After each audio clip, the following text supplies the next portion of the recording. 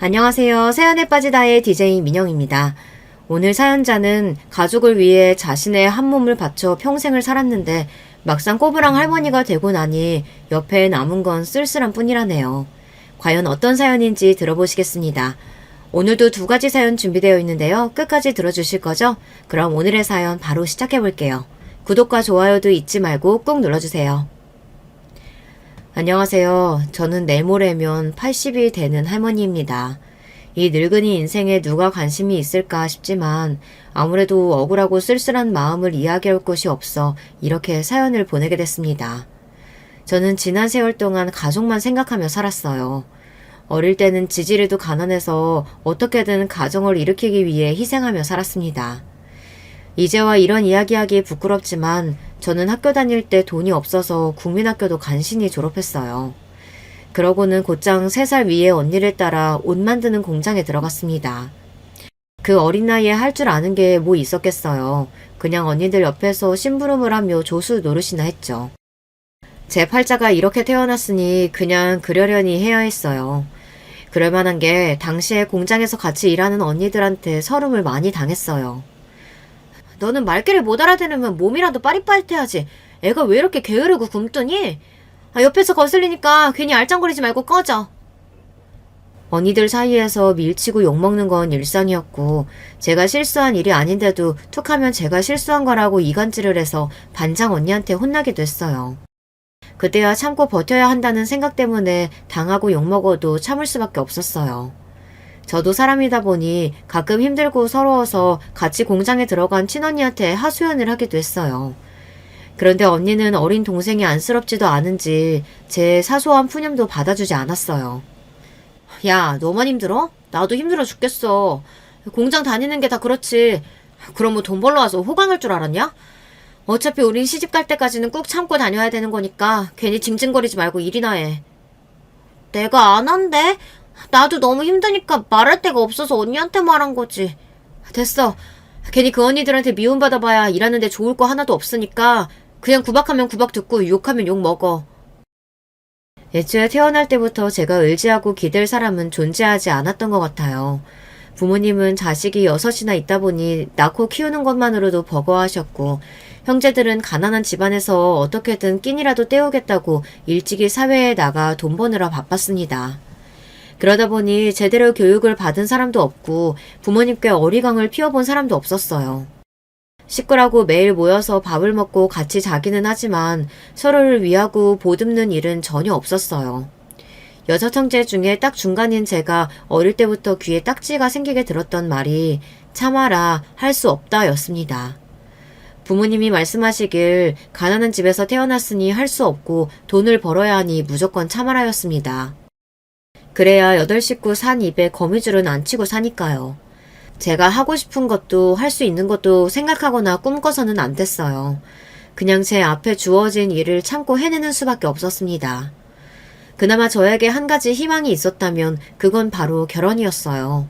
제 위로 언니가 2이나 있었는데 그나마 언니들은 결혼하고 나서는 지긋지긋한 가난에서 벗어나 가정을 만들고 엄마로서의 인생을 시작했어요. 그 모습을 보니 저도 작게나마 희망이 생기더라고요. 부모님과 함께 사는 동안은 제 삶이라고는 없이 매일 일만 하며 살다 보니 하루하루가 너무 지긋지긋해서 저는 하루라도 빨리 결혼하고 싶었습니다. 그래서 처음 본 맞선에서 만난 남자와 곧바로 결혼을 했어요. 항상 결혼을 꿈꿨지만 정작 결혼하고 나니 결혼이 제 인생을 바꿔주지는 못하더군요. 결혼해서 가정을 갖는다는 건 또 다른 족쇄를 차는 것과 다르지 않았어요. 남편은 친정아버지보다 훨씬 더 고지식하고 이기적인 사람이었고 시부모님은 친정어머니보다 훨씬 더 잔소리가 심하고 공장 언니들만큼이나 구박을 해댔어요. 제 결혼 생활은 제 인생의 또 다른 고난이었습니다. 특히나 남편과 함께 사는 게 고역이었어요. 남편은 저에게 일절 관심이 없었습니다. 선을 보고 결혼식을 올릴 때까지 2달 남짓이었으니 서로에 대해 잘 알지 못했어요. 식을 올리고 나서야 얼굴을 자세히 처음 봤습니다. 식구들끼리 모여 밥을 먹거나 밤에 잘 때 빼고는 얼굴을 마주하지도 않았죠. 심지어 남편은 한방에서 자면서도 이불을 따로 쓰고 저를 어이라고 불렀습니다. 저는 결혼하자마자 시댁에 들어가 살았어요. 남편이 5남매 중에 장남이었거든요. 시댁은 동네에서 제일 큰 집이라 집이 으리으리하게 컸어요. 한 집에 살아도 왔다 갔다 하다 보면 마주치기가 힘들다 보니 아침이면 남편이 어디서 있는지 뭘 하고 있는지 아내인 저도 도통 알 수가 없었습니다. 남편 성격이 어디를 간다 뭘 한다 일절 이야기하는 사람이 아니에요. 그러다 보니 저도 남편에게 먼저 불쑥 말을 걸기가 어려웠어요. 그런 와중에 시부모님은 왜 이렇게 무서운지 보기만 해도 심장이 쿵쾅쿵쾅 뛰었습니다. 특히나 시어머니는 저를 보기만 해도 잡아먹을 것처럼 무서운 눈빛으로 쏘아보시니 저는 시어머니 눈동자도 제대로 쳐다보지 못했어요.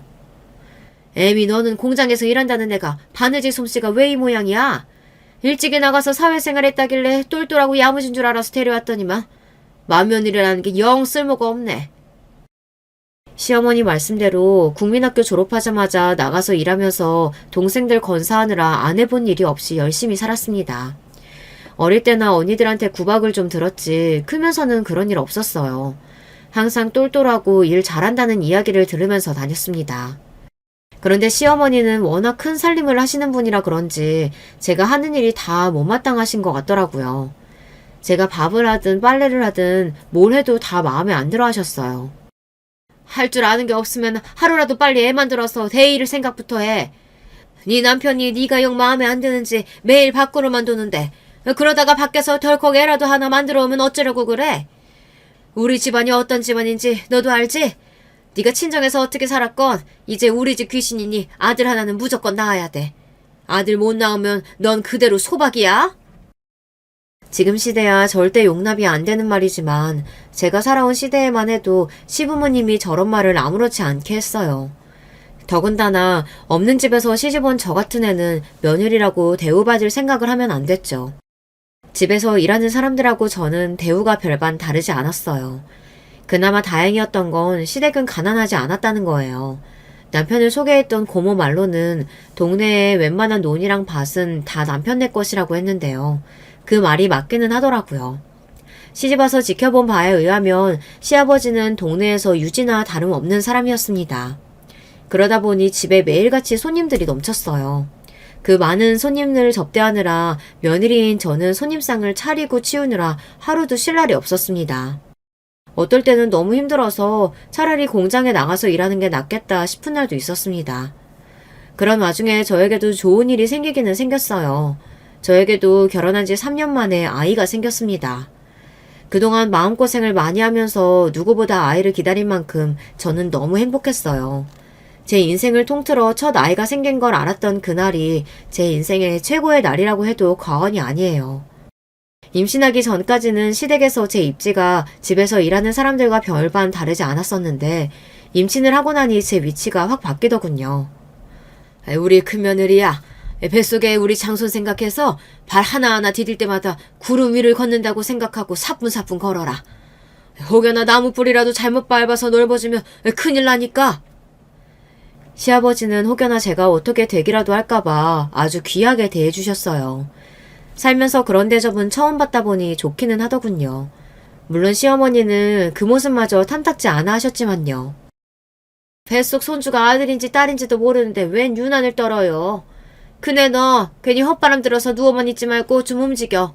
임신했을 때 엄마가 부지런히 움직여야 뱃속 애가 머리가 좋아지는 거야. 저댄데 딸이면 어떻고 아들이면 또 어때? 애는 또 나오면 그만이지. 시아버지 주변에 사람이 많은 게 성격이 참 시원시원하고 좋으셨어요. 남편이나 시어머니 때문에 결혼 생활이 힘든 와중에도 시아버지와 이야기를 나누다 보면 어느새 기분이 풀리고는 했습니다. 그것도 부부끼리 사이가 좋을 때나 말이지. 첫애도 3년이나 걸려서 만들었는데 둘째는 가질 수나 있으려나 몰라.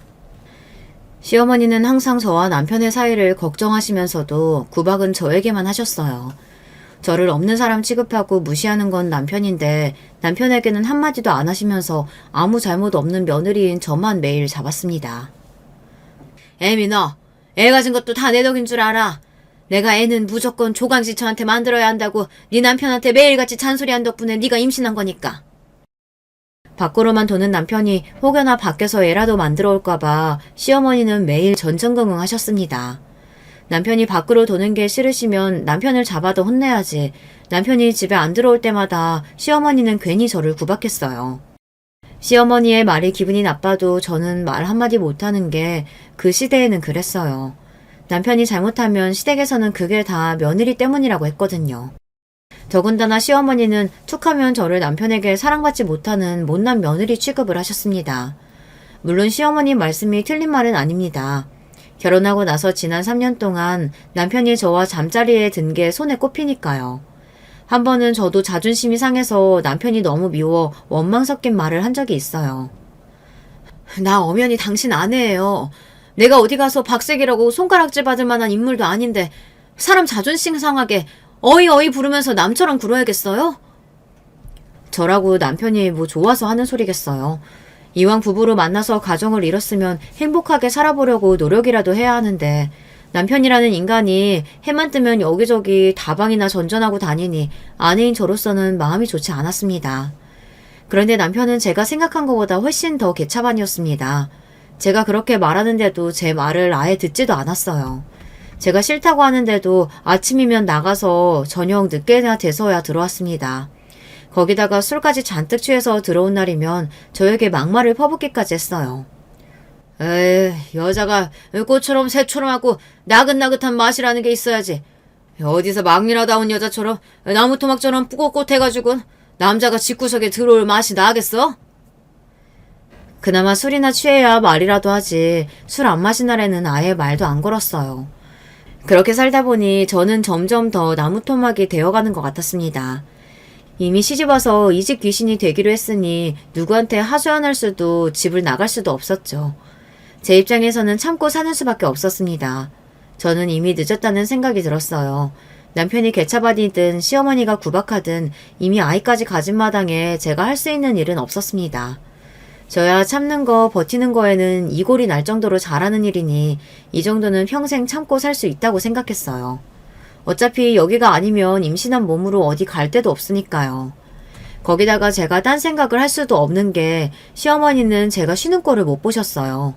만삭 때도 배가 남산만하게 나왔는데도 설거지며 마당 청소는 항상 저에게 시키셨습니다. 운동해야 애가 건강하다고요. 덕분에 저는 아이를 출산하던 날까지 마당을 쓸고 닦았습니다. 제 첫 아이는 딸이었어요. 시어머니는 딸이라는 이야기에 쯧쯧 혀를 차시고 방을 나가버리셨습니다. 첫 딸이 태어난 날 남편은 집에 들어오지도 않았어요. 저는 실망하지 않았습니다. 남편이든 시어머니든 그냥 그런 사람들이라고 생각하기로 했어요. 제가 공장에 다니면서 배운 게 있습니다. 사람은 고쳐 쓰는 게 아니라는 거죠. 모두 다 같은 상황에서 힘들게 일하면서도 옆에 사람에게 도움이 되는 사람이 있고 본인이 힘든 걸 옆에 사람에게 떠넘기는 사람이 있습니다. 이 사람들은 함께 일하는 10년 동안 조금도 변하지 않았어요. 그때 제가 배운 게 되먹지 않은 인간들은 거르는 게 답이라는 겁니다. 남편이든 시어머니든 제가 고른 게 아니에요. 어쩌다 보니 제 남은 인생을 그들과 함께하게 되어버린 거죠. 남편과 시어머니는 개념이 부족하고 기본 예의라고는 없는 인간들이에요. 그냥 제 마음속에 그렇게 낙인을 찍고 나니 오히려 저는 편했습니다. 오로지 제 품에 안겨서 입을 오물거리고 있는 제 아이만을 사랑하기로 했어요. 물론 마음은 그렇게 먹었어도 한 번씩 참지 못하고 마음이 뒤틀릴 때가 있었습니다. 특히나 남편의 고약한 말버릇이 저를 한계에 부딪히게 했어요. 어이, 내가 잠기 밝고 예민해서 옆에 사람이 부스럭거리면 잘 못 잔다고 했잖아. 시끄러우니까 애 데리고 나가서 자. 애가 새벽에 깨서 운다고 남편은 잠자리에서 벌떡 일어나서 저에게 버럭 소리를 질렀어요. 태어난 지 한 달도 안 된 애가 새벽에 그럼 울지 웃어요? 아버지가 돼서 안아주지는 못할 망정 왜 소리를 지르고 그래요? 내 딸만 생각하기로 하고 남편에 대한 기대감을 버리고 나니 저는 오히려 마음이 편해졌습니다. 애는 엄마가 키우는 거지 아버지가 안아주길 뭘 안아줘? 고추도 안 대고 태어난 게 뭐가 이쁘다고? 남편과는 애초에 말이라는 게 통하지 않았습니다. 돌아가신 친정아버지보다 더 말이 안 통했어요. 결국은 애가 태어나고 나서부터는 남편과 아예 각방을 썼습니다. 제가 왜 저의 결혼 생활이 고난이라고 했는지 이제 좀 이해가 가시나요? 저는 남편과 시어머니에게 시녀 취급을 받으며 결혼 생활을 간신히 버텨냈습니다. 그렇게 저는 시댁 귀신으로 그 집에서 30년을 버텼어요. 인간 말종 남편과 전화 보면 지랄하는 시어머니 사이에서 참고 또 참았습니다. 제 나이 50대에 들어섰을 때 시부모님이 두 분 다 돌아가셨어요. 그리고 제가 환갑을 맞이했을 때는 딸과 아들 둘 다 시집 장가를 보냈습니다. 그러고 나서야 저는 그 집에서 벗어날 수 있었습니다. 저는 그 대궐 같은 집이 지긋지긋했어요. 어디를 가나 좋은 기억이라고는 없는 곳이다 보니 빨리 벗어나고 싶었습니다. 둘째 아들이 장가를 가자마자 저는 남편에게 말해서 그 집을 팔고 그 동네를 떠나고 싶다고 했어요. 조금 더 한적하고 조용한 곳으로 가고 싶다고 했습니다. 예전에는 상상도 할 수 없는 일이었지만 남편은 제 말대로 집을 팔았어요. 인간 말종 같던 남편도 나이가 들기는 들었는지 많이 변했습니다. 그럴만하죠. 그동안 본인이 저에게 한 짓이 있으니 늙어서 저에게 밥이라도 한 그릇 얻어먹으려면 앞으로 남은 인생은 저에게 참여하는 마음으로 살기로 했거든요. 집을 판 남편은 그 돈으로 제가 원하는 동네에 그림 같은 주택을 지어주었어요. 저와 남편은 남은 노후를 그곳에서 편안하게 보낼 생각이었습니다. 시부모님이 떠나시면서 그 많은 재산을 남겨주신 덕분에 저와 남편의 노후는 일찍이 준비되어 있었거든요. 저는 이제야 좀 내 인생도 피나보다 싶었습니다. 그런데 인생이라는 게 돈만 있다고 되는 게 아니더군요. 이제 좀 살만하다 싶었더니 이제는 자식들이 말썽이었어요. 딸내미는 일찍이 독립했어요. 대학을 외지로 간 탓에 집을 얻어서 일찍 독립했습니다. 그 이후로는 취직하고 일찍 결혼해서 성인이 된 이후에는 같이 산 적이 없어요. 그래서 그런지 애가 워낙 독립적이고 부모한테 기대려고 하지 않아요. 서로 떨어져서 산 세월이 길다 보니 언제부터는 연락도 자주 안 하고 명절이나 생일에 만나고 그랬어요. 마음이야 혼자 사는 딸내미 자주 보러 가고 싶기도 하고 챙겨주고 싶기도 했지만 시부모님 돌아가실 때까지 감옥 같은 집에서 매일 신년노릇을 하고 사느라 딸 자식도 챙길 여유가 없었습니다. 사실 큰딸이 외지로 대학을 가겠다고 했을 때 남편이랑 시어머니 둘 다 반대했어요. 걔집애가 겁도 없이 어딜 혼자 산단 소리를 해? 인생 망하려고 작정했어? 어머니 내버려 두세요. 지가 나가서 알아서 살 자신 있나 보죠. 외지로 나가면 학비고 뭐고 아무것도 안 해줄 거니까 그런 줄 알아? 남편은 딸이 원하는 대학에 입학했는데도 축하한다는 말 한마디 없이 외지로 나가는 건 무조건 안 된다고 반대만 했어요. 딸도 이미 우리 집 분위기를 다 알다 보니 더 이야기하지도 않았습니다. 언제나처럼 본인이 알아서 하겠다고 했어요. 대학을 가든 집을 구하든 제가 알아서 할 테니까 아버지든 할머니든 지금처럼 저한테 관심 가지지 말고 신경도 쓰지 마세요. 아이고 전혀 말하는 것 좀 봐. 자기 어미한테서 보고 배운 게 없으니 저 모양 저 꼴이지. 저런 걸 나중에라도 어떤 남자가 데리고 가겠어? 그만 좀 하세요. 애가 어린애도 아니고 왜 자꾸만 기를 죽이세요. 소영아, 괜찮으니까 너 하고 싶은 대로 해. 엄마가 다 알아서 도와줄게. 그때가 아마 처음으로 시어머니 앞에서 제가 딸 편을 들었던 것 같아요. 그전까지는 시어머니가 딸이라는 이유만으로 제 아이를 구박하고 무시해도 시어머니에게는 토를 달지도 못했으니까요. 그런데 저도 사는 게 지겹고 남편에게 질릴 대로 질리다 보니 세상 무서울 게 없더라고요. 제 첫 반항에 시어머니도 당황한 듯 보였지만 저도 이제는 무서울 게 없었습니다. 아무리 시어머니라고 해도 더는 저에게든 제 자식에게든 싫은 소리 하는 건 못 참겠더라고요. 저는 그 길로 시아버지에게 가서 부탁을 드렸어요. 소영이가 외지에 있는 대학에 합격했는데 남편이 등록금이랑 하숙집 구할 돈을 안 주려고 한다고요. 어려서부터 영화 만든다고 노래 부르던 애가 영화과에 합격했으면 잘했다고 축하를 해줘야지. 그 자식은 능력도 없는 게 왜 자식 앞길을 막아? 걱정하지 말아라. 이 할아버지가 알아서 다 도와줄 테니까. 소영이 너는 대학 가서 공부만 해. 남편이라고 있어도 시아버지만도 못했습니다. 딸애가 영화를 좋아하는 건 남편은 전혀 몰랐을 텐데 시아버지는 알고 계셨더라고요. 시아버지가 살아계실 때는 그래도 그 감옥 같은 집에서 제가 숨구멍이 좀 트였습니다. 평생 시부모님 그늘에서 아무것도 안 하고 반백수로 산 남편을 누구보다 한심하게 생각하셨던 시아버지는 저에게 항상 미안해하시고 안쓰러운 마음을 가지고 계셨거든요. 그러다 보니 제가 하는 말은 언제나 주의 깊게 들어주셨어요. 시아버지 덕분에 큰딸을 원하는 대학에 보낼 수 있었습니다. 학교 근처에 집도 얻어주셔서 딸애도 고생 안 하고 대학에 다닐 수 있었죠. 저는 그런 딸이 대견했어요. 저는 국민학교도 간신히 졸업하고 평생 공장에서 미식만 돌리며 살다가 집에서도 제대로 된 사람 대접도 못 받고 살았어요. 딸이 엄마 팔자 닮는다는 말을 제일 싫어하는 저로서는 딸이 저를 닮지 않고 자기 갈 길을 훨훨 잘 날아가는 모습이 마냥 고마웠습니다. 본인이 원하는 대로 영화 감독도 되고 돈도 많이 벌어서 그렇게 평생 저와는 다른 길을 가기를 바랬어요. 그런데 저의 바람과 달리 애가 대학을 졸업하고 작은 회사에 몇 년 다니더니만 갑자기 결혼하겠다고 하더라고요.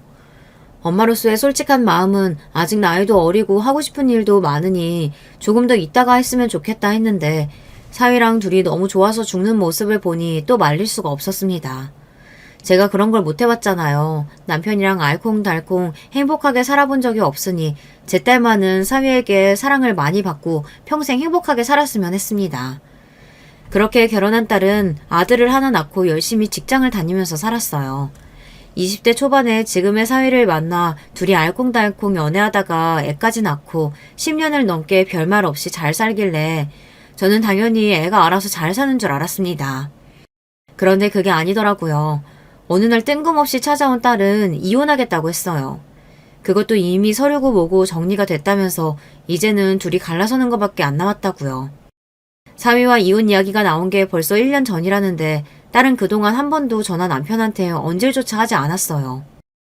지금까지 싸웠다는 말 한 번도 들은 적이 없었는데 어쩌다가 이혼 이야기까지 나온 거야? 이서방이 뭐 잘못했어? 아니면 네가 뭐 잘못한 거야? 요즘 젊은 사람들이야 살다가 싫으면 헤어지는 게 별로 어려운 일도 아니라고 하지만 제가 옛날 사람이다 보니 애까지 있는 마당에 이혼하겠다는 딸의 말을 쉽게 넘어가기가 어렵더라고요. 이미 다 정리됐다고는 해도 10년을 같이 살았는데 한 번 더 이야기를 해보면 생각이 바뀔지도 모르겠다고 기대했어요. 그런데 제 말에 대한 대답은 일절 없이 딸이 이야기를 하는데 그 내용이 기가 막히더군요. 10년이나 같이 살았는데 누가 잘하고 못하고가 뭐가 중요해. 나 이혼 서류 정리되는 대로 혼자 유학 갈 거야. 지금이라도 하고 싶었던 영화 공부 다시 해보려고. 저는 순간 어안이 벙벙해서 말이 나오지를 않았습니다. 딸은 뭔가 대단한 억울한 일이라도 겪기라도 한 것처럼 울분을 토해내는데 저는 마치 꿈을 꾸고 있는 것만 같았어요. 너 지금 나이가 몇인데 공부를 해? 그러고 혼자라니? 네 아들 준혁이는 어떡하고 혼자 유학을 가? 저로서는 딸아이의 말 중 어느 것 하나도 이해가 되는 말이 없었습니다. 그런데 막상 딸은 아무 걱정이 없는 것 같았어요. 내 나이가 뭐 어때서 아직 40도 안 됐는데. 그리고 준혁이랑 아빠랑 산대. 지 아빠가 돈도 더 많고 능력도 있으니까 그러고 싶은 거겠지. 저는 도대체 일이 어떻게 돌아가는 건지 제 머리로는 계산이 되지 않았습니다. 늙고 무식한 제 머리로 정리를 해보자면 딸 말은 사위와 이혼하고 손주까지 사위에게 넘겨준 다음에 혼자 몸으로 외국에 나가버린다는 거였어요. 도대체 무슨 일이 있었길래 이래? 설마 네가 잘못한 거야? 그렇지 않고서야 애가 왜 아빠를 따라간다 그래? 그리고 너 아무리 화가 나도 그렇지 애가 있는데 부모로서 함부로 이혼이니 뭐니 네 맘대로 결정하면 돼? 준혁이 이제 초등학생인데 조금만 더 참아보고 애 대학 갈 때까지만이라도 좀 참고 살아. 그때 돼서 네 공부를 하든 유학을 가든 마음대로 하고. 그 순간엔 저도 너무 화가 나서 이성을 잃고 말았습니다. 딸이 하는 소리는 다 말도 안 되는 소리라고 생각이 들었어요. 제 상식으로는 도저히 이해가 되지 않았습니다. 어떻게 10년이나 같이 산 남편이랑 이혼하면서 저렇게 표정 하나 안 변하고 말을 하고 자식을 저렇게 쉽게 포기할 수 있는 건지 제 자식이지만 정이 뚝뚝 떨어졌습니다. 너는 이 엄마가 평생 사는 걸 봤으면서도 그런 소리가 나오니? 나는 네 아버지 같은 사람하고 살면서도 다 참고 살았어. 너 하나 보면서 꾹꾹 참고 살았다고. 자식 앞에서 자식 때문에 참고 살았다는 말은 절대 하고 싶지 않았지만 딸이 하는 짓이 마음에 들지 않다 보니 저도 모르게 말이 막 나왔습니다. 결혼 생활이라는 게 원래 그렇잖아요. 둘이 좋아주는 건 고작 몇 년이고 그 이후부터는 자식 보면서 가족처럼 사는 거죠. 그 전에 내가 가졌던 꿈이니 희망이니 세월 지나면 다 아무것도 아닌 건데 딸이 그 중요한 걸 놓치고 있는 것 같아 답답하기만 했습니다. 그런데 그때 딸이 저를 향해 원망스러움이 가득한 눈빛으로 쏘아보면서 눈물이 그렁그렁해졌어요. 엄마가 나 때문에 참고 살았다고? 거짓말 좀 하지 마세요. 엄마는 엄마 때문에 참고 살았잖아. 아버지가 무슨 짓을 해도 그 집에서 벗어나서 혼자 살 자신이 없었던 거잖아. 딸도 저에게 서운해서 한 말이었겠지만 딸의 말에 저는 너무 놀랐습니다. 딸이 그렇게 생각하고 있을 거라고는 생각도 못했어요. 나라고 그 집에서 사는 게 좋았는 줄 알아? 나도 엄마만큼이나 지긋자깃하기 싫었어. 내가 지금도 왜 친정이라고 자주 안 가는데 아버지랑 엄마 아무 일 없었다는 듯이 행복한 척 하는 거 소름 돋아서 안 가는 거야. 평소 워낙 말이 없던 딸이 갑자기 저에게 원망을 마구 퍼부어대니 저로서는 무슨 폭격을 맞은 것만 같았습니다. 소름? 너 엄마한테 어떻게 말을 그렇게 해? 엄마가 너한테 뭐 잘못한 게 있다고 그런 소리까지 해? 저는 딸의 울분 섞인 외침 하나하나에 상처를 받아 눈물이 왈칵했습니다. 지금까지 살면서 남편이고 시어머니 때문에 속상하고 억울한 일이야 많았지만 그걸 다 버티며 참고 산 건 딸아이 하나 보면서 참고 버틴 거예요. 그런데 그런 딸에게 이런 소리까지 들으니 더 비참하고 가슴이 찢어지는 것 같더군요. 엄마는 아무 잘못 없는 것처럼 그러는데 아버지 같은 사람도 참고 사는 엄마 그 자체가 잘못이야. 나는 차라리 엄마가 아버지랑 헤어지고 나가서 살겠다고 했으면 그게 더 좋았을 거야. 이제 와 이런 말 해봐야 뭐해. 암튼 난 이혼하고 이 나라 떠날 거니까 그런 줄 아세요. 딸은 이혼이니 유학이니 어차피 저에게 허락받겠다고 온 게 아니라며 자기 할 말만 해놓고 가버렸습니다. 그날 제가 얼마나 불행했는지 몰라요. 하루 종일 밥도 안 먹고 자지도 않고 내내 멍하니 거실에 앉아 있었어요. 남편은 무슨 일이냐고 몇 번 묻더니만 제가 아무 말도 하지 않자 혼자 혀를 몇 번 끌끌 차고 방에 들어가 버렸어요. 이런 마음으로 남편과 이야기를 했다가는 제가 남편을 죽여버릴 수도 있겠다는 생각이 들더라고요. 인생이 도대체 뭔지 모르겠습니다. 어릴 때는 부모가 시키는 대로 살았고 결혼해서는 남편과 시어머니라는 장애물을 하루하루 넘으며 간신히 땅을 발에 짚고 살았습니다.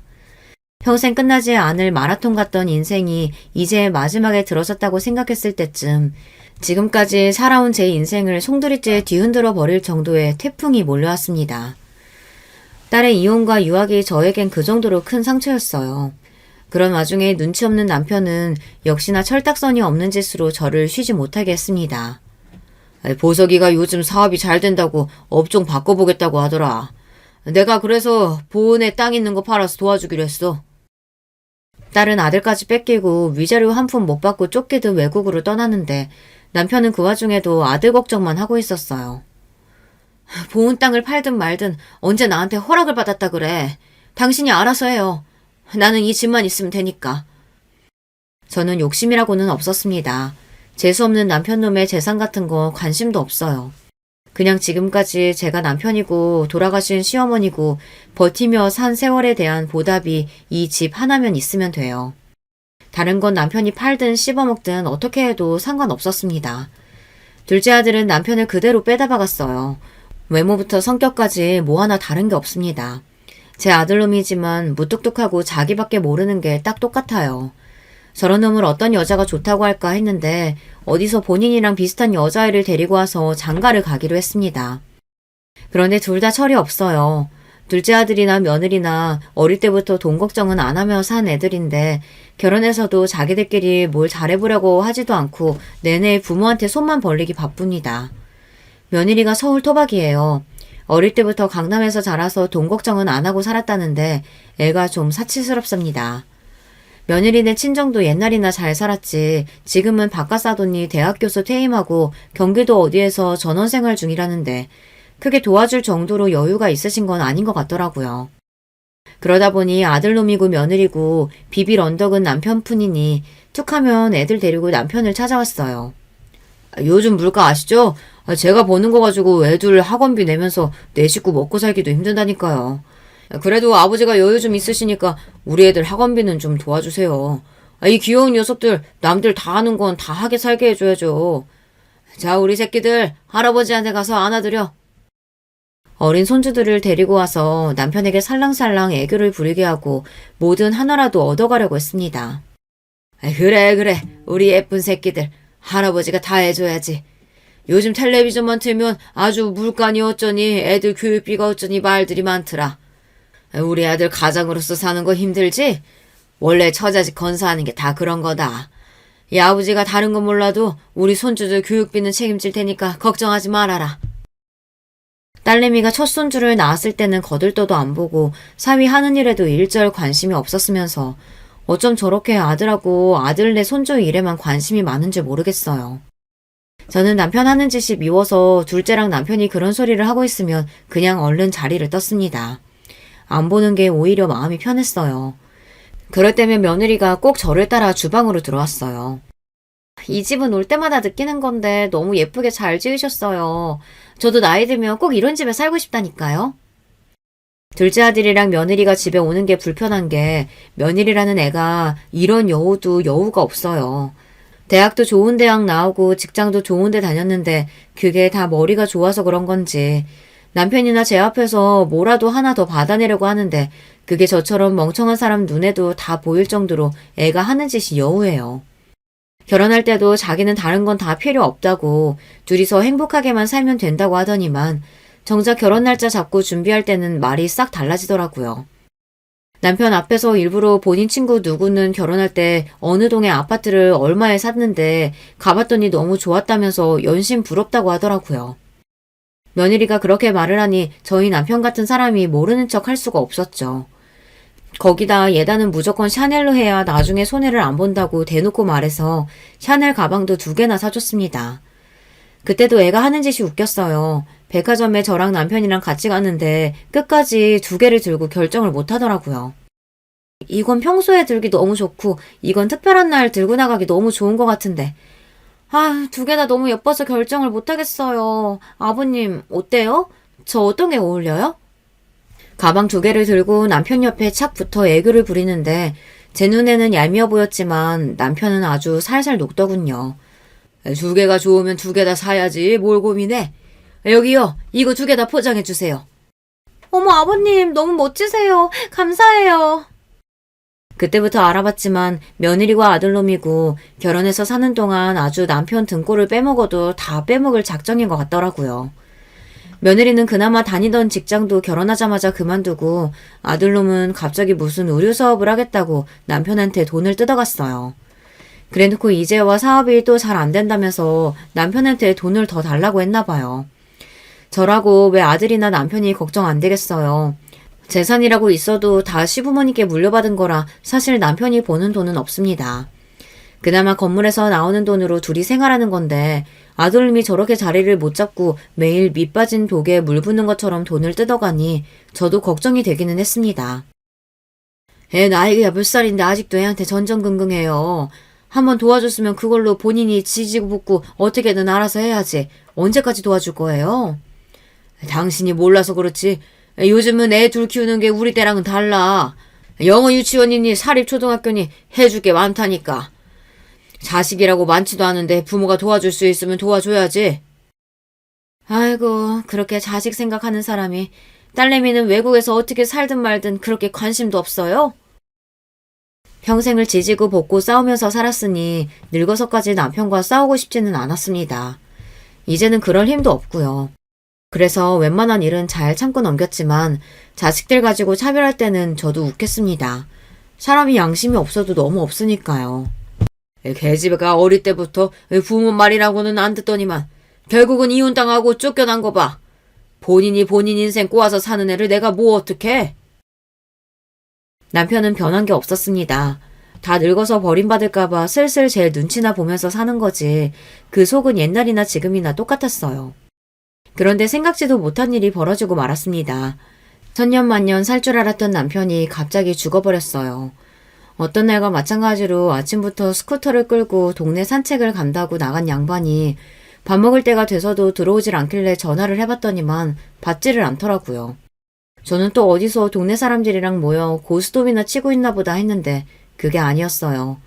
몇 분 후 전화가 걸려 하는데 글쎄 병원이랍니다. 남편이 스쿠터를 타고 가다가 교통사고가 났나 보더라고요. 길이 워낙 사람이 안 다니는 으슥한 골목이었는데 남편을 친 차량이 그대로 그냥 도주해버려서 몇 시간 동안 길에 그대로 방치되어 있다가 지나가던 사람에 의해 발견돼서 응급실로 실려오긴 했지만 이미 사망했답니다. 저는 믿을 수가 없었어요. 남편은 아침이면 어김없이 일찍 일어나 아침을 간단히 먹고 동네 여기저기를 어슬렁거리며 걸어다니다가 이 사람 저 사람이랑 놀고 술이나 한 잔 걸치고 들어오면 그거만큼 낙이 없는 사람이었습니다. 몇십 년을 그렇게 살았습니다. 젊어서 다방 여자들을 그렇게 만나고 밤 늦게까지 술에 잔뜩 취해서 들어와도 길에서 한 번 넘어지고 들어온 적이 없었던 사람이었죠. 그런 사람이 차에 치여서 몇 시간이나 길에 누워있다가 그대로 죽었다고 생각하니 도저히 믿기지가 않았습니다. 이 나이까지 제가 무릎 수술을 2번이나 받고 당뇨약을 먹을 때까지도 그 인간은 그 흔한 감기 한 번 안 걸린 양반이에요. 제가 몇십 년 동안 욕을 해서 그 인간만큼은 벽에 똥칠할 때까지 살 줄 알았는데 이렇게 허망하게 갈 줄은 몰랐습니다. 남편 장례를 치르고 저는 그 큰 집에 혼자 남겨졌습니다. 젊어서부터 이 순간만을 간절히 바라고 또 바랬는데 막상 혼자가 되자 말로 표현할 수 없을 정도로 허무하고 허탈하더군요. 집안 곳곳에 남은 남편의 흔적을 보는데 아무것도 손을 댈 수가 없었어요. 남편이 죽고 49제를 치를 때까지 남편이 죽었다는 게 실감이 나지를 않았습니다. 49제가 지나고 딸은 다시 원래 있던 나라로 돌아갔어요. 장례 끝나고 바로 돌아갈 줄 알았는데 혼자 남은 제가 걱정되기는 했는지 49제까지 같이 있어주다 일이 있다면서 다시 돌아갔습니다. 그런데 딸이 웬일로 같이 가자는 말을 하더라고요. 엄마도 외국에 나가본 적 없으니까 이 김에 나랑 같이 나가서 살래? 여기 있어봐야 엄마도 혼자고 거기서 나도 혼자니까 그냥 같이 살지 뭐. 저나 딸이나 서로 떨어져 산 지가 오래라 서로 살가운 소리를 못해요. 딸로서는 그 말이 저에 대한 걱정을 최대한 표현한 거겠죠. 저만 여기에 두고 혼자 가기가 아무래도 신경 쓰였나 보더라고요. 저는 딸의 그런 마음이 마냥 고마웠습니다. 아이고, 영어 한마디 못하는 사람이 그 먼 데 가서 어떻게 살아. 엄마는 혼자여도 여기가 편해. 걱정하지 말고 조심해 돌아가. 이런 깡시골이 뭐가 좋다고. 그리고 평생 괴롭히던 사람이 죽었는데 뭐가 그렇게 슬퍼서 우울하게 있어요. 다른 건 몰라도 아버지가 돈은 많이 남기고 죽었으니까 엄마도 이제 마음 편히 돈이나 펑펑 쓰면서 편하게 살아. 무슨 일 있으면 바로 연락하고. 딸아이 말이 맞았습니다. 저도 남편이라면 치가 떨리고 지긋지긋해요. 이제 정말 그 인간 없이 혼자가 되었으니 제 마음대로 하고 살면 그만이었습니다. 그런데 그것도 마음대로 되지를 않네요. 이놈의 몸뚱아리가 마음대로 되지를 않아요. 몇 년 전 수술한 무릎에 또 뭐가 문제가 생겼는지 너무 아파서 걷는 것도 힘들었어요. 시골에 혼자 있다 보니 도저히 서울에 있는 병원까지 혼자 갈 수가 없어서 둘째에게 연락을 했습니다. 하루 쉬는 날 병원에 좀 데리고 가달라고요. 아들은 흔쾌히 알겠다면서 바로 다음날 며느리랑 같이 집에 내려왔습니다. 둘째 아들네와 함께 서울에 있는 병원에 갔다가 근처 식당에서 밥을 먹었어요. 그런데 며느리가 생각지도 못한 이야기를 하더라고요. 어머니는 이렇게 힘드신데 앞으로 어떻게 혼자 계시려고 그러세요? 치료받으시려면 병원에도 자주 가야 하니까 그냥 서울에 올라오시는 거 어때요? 저희가 모실게요. 마냥 철이라고는 없게 봤는데 며느리가 제 생각을 많이 하고 있더라고요. 남편 죽고 시골에 혼자 남은 제가 식사는 잘 하시는지 아프신 데는 없는지 매일 걱정했답니다. 그러면서 하는 말이 이제 아이들도 다 크고 여유가 생겼으니 저더러 본인들 집에 들어와서 살래요. 며느리가 저를 모시겠다고요. 겉으로 티를 내진 않았지만 저는 좋았습니다. 사실 눈물이 핑 돌 정도로 좋았어요. 지금까지 마음고생, 몸고생 많이 하면서 살았는데 이제야 좀 팔자가 피기는 피나 보다 싶더라고요. 그날 이후 일이 일사천리로 진행됐어요. 아들이 먼저 제 짐이랑 물건을 싹 다 본인 집에 옮겨다 주고 저를 모시고 올라왔습니다. 그리고 남편과 살던 집도 다 팔았어요. 제가 내모레면 80인데 살아봐야 얼마나 살겠어요. 남편을 보니 목숨이라는 게 하루아침에 어떻게 될지 모르는 건데 정신이 온전할 때 다 정리하는 게 좋겠더라고요. 이제 식구라고는 딸하고 아들 내외뿐인데 이왕 정리하는 거 땅까지 정리해서 아들에게 다 줬어요. 아들이랑 며느리가 대놓고 저에게 돈을 달라고 한 건 아니에요. 제가 서울에 올라와서 보니 아들이랑 며느리가 돈이 필요하기는 할 것 같아 제가 알아서 준 겁니다. 어머니 감사해요. 안 그래도 저희가 급해서 사업을 접어야 하나 말아야 하나 고민하고 있었어요. 아이고 사업 접으면 앞으로 뭘 먹고 살아. 다 늙어서 너희한테 내가 신세 지는 것도 미안한데 그 정도는 줄 수 있지. 알고 보니 아들네 손주가 대학원에 다니고 있었는데 영국인가 미국인가 어디로 유학을 가고 싶다고 했나 보더라고요. 외국에 나가 공부한다는 게 한두 푼 드는 일도 아니니 둘째가 하던 일을 정리해서 그 돈이라도 줘야 하나 고민하길래 제가 먼저 있는 재산을 줬습니다. 저야 아들하고 사는데 앞으로 돈이 뭐가 필요하겠어요. 그런데 사람 마음이라는 게 겉으로 보이는 게 다가 아니더군요. 하마터면 제 인생이 또 한 번 나락으로 떨어질 뻔했어요. 어느 날이었습니다. 새벽에 잠이 안 와서 뒤척이다가 물을 마시려고 나가는데 거실에서 아들이랑 며느리가 술을 한잔 하고 있더라고요. 노인네가 괜히 분위기 깨는 것 같아 방으로 그냥 돌아가려는데 그 순간 듣지 말았으면 좋았을 이야기를 듣고야 말았습니다. 여보, 이제 땅 판 것까지 싹 다 받았으니까 저 노인네 요양원 보냅시다. 우리 아들 영국에서 자리 잡으면 우리도 다 같이 영국 가야지. 아무리 그래도 정신이 멀쩡한 노인네를 어떻게 요양원에 보내. 어디라도 아픈 데가 있어야 보내는 거지. 저번에 병원 갔을 때 못 들었어? 노인네 무릎 수술 안 하면 제대로 걷지도 못한다잖아. 내가 진작에 병원에서 연세가 있어서 수술하면 큰일 나서 약만 먹으면 된다고 어머니한테 얘기 다 해놨어. 그냥 두면 금방 걷지도 못하고 누워만 있을 테니까 그때 바로 요양원으로 보내버리면 돼. 저는 순간 제 두 귀를 의심했습니다. 병원에서 수술 안 해도 된다고 했다고 하더니만 그게 다 거짓말이었어요. 거기다가 자기 자식을 먼저 외국에 보내놓고 저를 버리고 자기들끼리 갈 생각이었나 보더라고요. 제가 아무리 살 날 얼마 안 남은 노인이라도 하루를 살아도 제 발로 제 집에서 건강하게 살고 싶습니다. 그런데 자식이라고 있는 것들이 저런 소리를 하고 있으니 속이 말이 아니더군요. 저는 도저히 천불이 나서 잠을 잘 수가 없었습니다. 저는 곧장 어디론가 전화를 걸었어요. 그리고 며칠 뒤 집으로 손님이 왔습니다. 손님은 바로 제 딸이었어요. 딸은 아들네 집에 도착하자마자 캐리어를 바닥에 내동댕이 치고 곧바로 둘째와 며느리에게 달려들었어요. 웃기고들 앉았네. 너희들이 감히 우리 엄마 재산 다 뺏어버리려고 했어? 김보석, 너 정신 차려 이 새끼야. 너 우리 엄마 아들 아니야. 아버지가 밖에서 나온 혼외자라고. 그런 걸 엄마가 기껏 금이야 오기야 키워줬더니만 이게 감히 은혜를 원수로 갚아? 내가 너희들 가만히 둘 줄 알아? 뭐? 엄마가 내 친엄마가 아니라고? 누나 지금 그걸 말이라고 해? 그럴 리가 없잖아. 내가 아버지를 왜 그렇게 미워했는지 알아? 내 기억 속의 아버지라는 사람은 매일 아침에 눈만 뜨면 동네 다방이라는 다방 다 돌아다니면서 양쪽에 여자 끼고 다녔어. 내가 친구들하고 시내만 나가면 그런 꼴을 얼마나 많이 받는 줄 아냐고. 말도 안 돼. 그럼 날 낳아준 사람은 누구라는 거야? 누구긴 누구야. 그 다방년들 중 하나겠지. 그깟 더러운 상간녀 내가 알게 뭐야. 말도 안 돼. 형님 지금 거짓말 하시는 거죠? 어머니 재산 우리가 다 가져갈 거라고 지금 이러는 거잖아요. 그쵸 어머니? 아니죠? 보석씨 어머님 아들 맞잖아요. 며느리는 지금 이 상황이 믿기지 않는다는 듯 제게 다가와 매달렸어요. 소영이 말이 다 맞아. 보석이 너 아버지가 밖에서 낳아온 혼외자야. 그 상간녀가 나랑 너희 아버지 모르게 너 낳았는데 도저히 못 키우겠다면서 어느 날 우리 집에 데려왔더라. 어머, 말도 안 돼. 어떻게 그런 일이 있을 수가 있어? 아버님 너무하신 거 아니야? 며느리와 아들놈은 자기들이 저지른 일은 다 까맣게 잊어버렸는지 지금 당장 벌어진 일에만 놀라서 허둥거렸어요. 그 모습이 얼마나 꼴보기가 싫은지 화가 치밀어 오르더군요. 내가 널 어떻게 키웠는데 네가 감히 나를 환자를 만들어서 요양원에 버리려고 그래? 네가 그러고도 사람이니? 저는 둘째에게 다가가 그놈의 뺨을 후려 갈렸습니다. 처음이에요. 딸이야 키우면서 잘못하면 한 번씩 때리기는 했었는데 아들놈을 때린 건 처음이었습니다. 혹여나 제가 진짜 엄마가 아니라는 걸 아들이 알게 되기라도 할까봐 딸보다 더 눈치 보고 신경 쓰면서 키웠어요. 당시에 중학생이었던 딸내미는 이미 아들이 제 아들이 아니라는 걸 알고 있었습니다.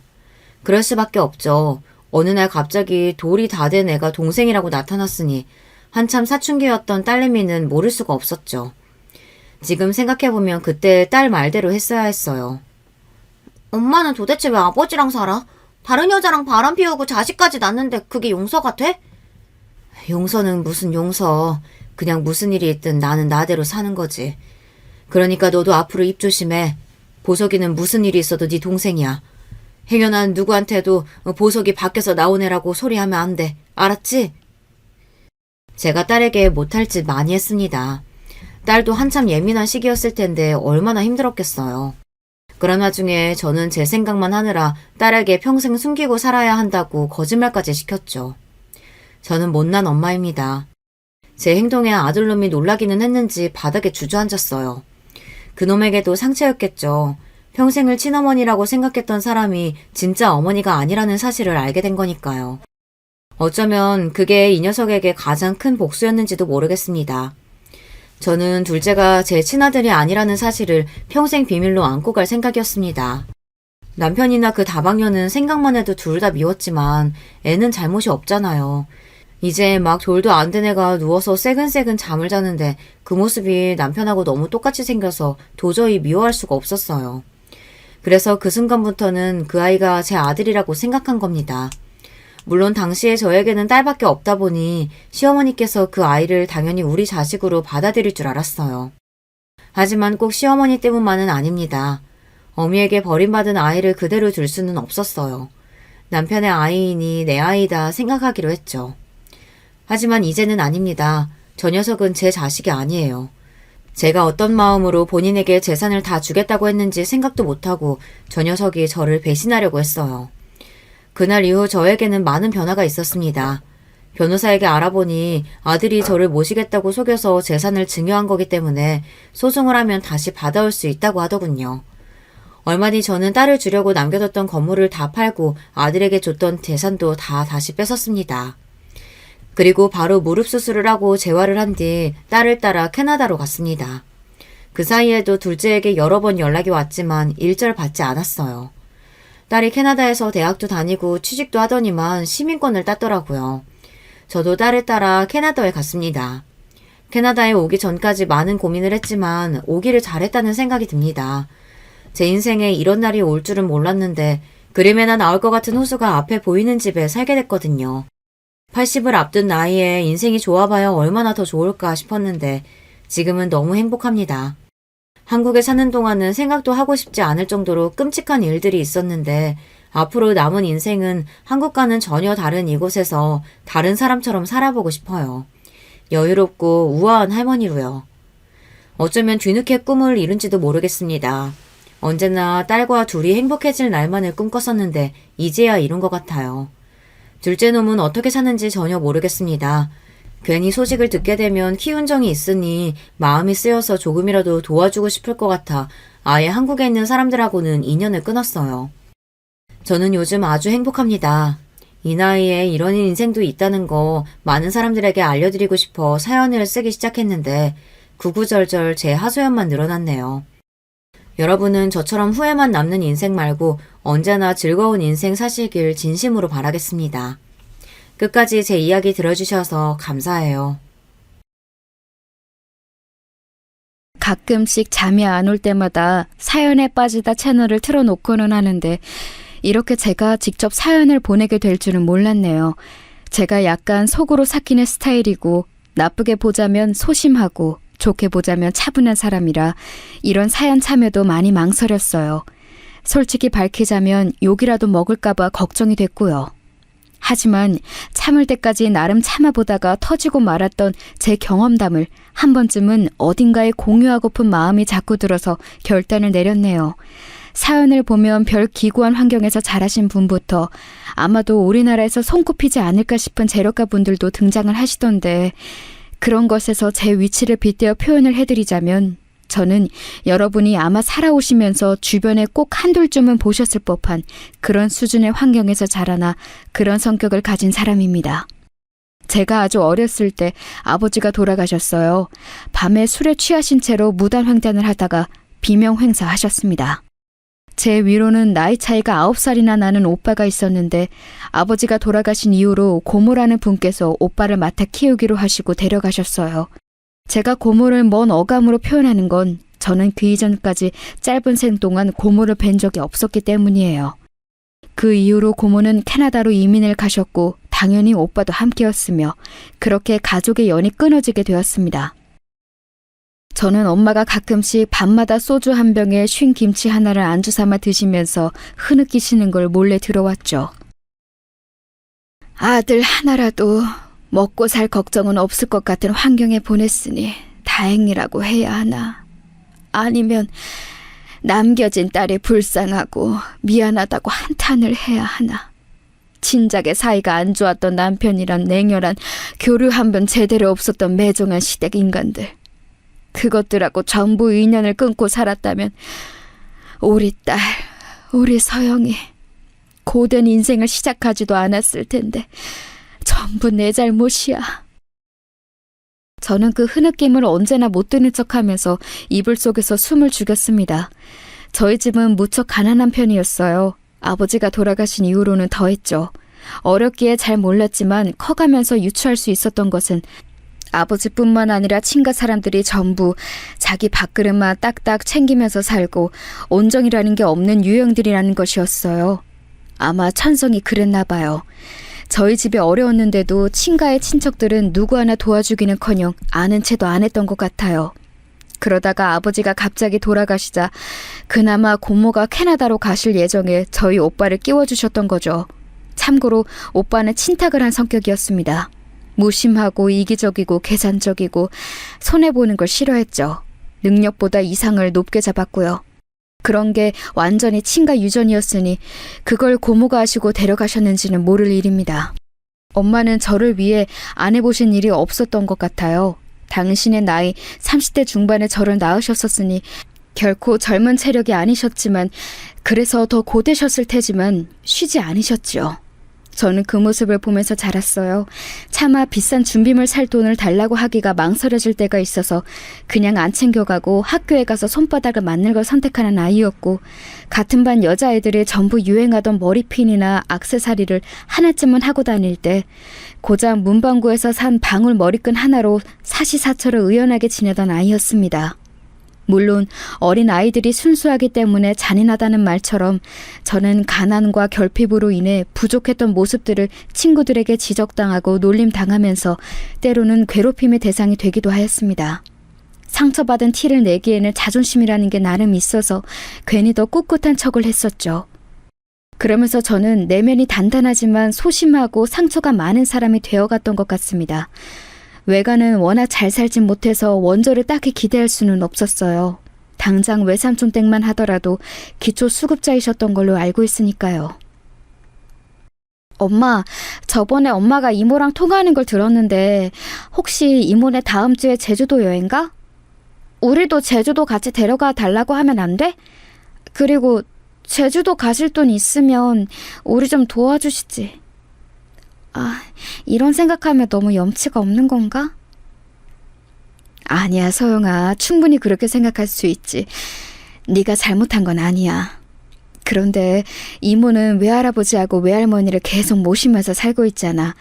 다른 형제들처럼 형편이 아주 어렵지는 않다는 것, 그것 하나만으로도 여태까지 부모를 책임지며 사는 자식으로 지내왔으니 모처럼 제주도에 놀러 간다는 것, 그걸 보면서 잘 됐다, 잘 쉬다가 왔으면 좋겠다, 이렇게 봐주는 게 좋을 것 같아.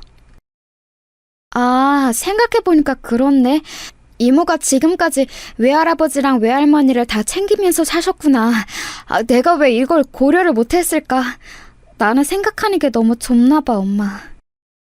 우리 서영이는 누구를 닮아서 이렇게 착할까? 모르긴 몰라도 네 친구들 중에서 너처럼 이렇게 생각이 깊은 사람은 없을 거야. 엄마 눈에는 우리 서영이가 최고야. 늘 부족하고 변변찮은 이런 엄마라서 우리 서영이에게 늘 미안할 만큼 우리 서영이는 전혀 모자란 게 없어.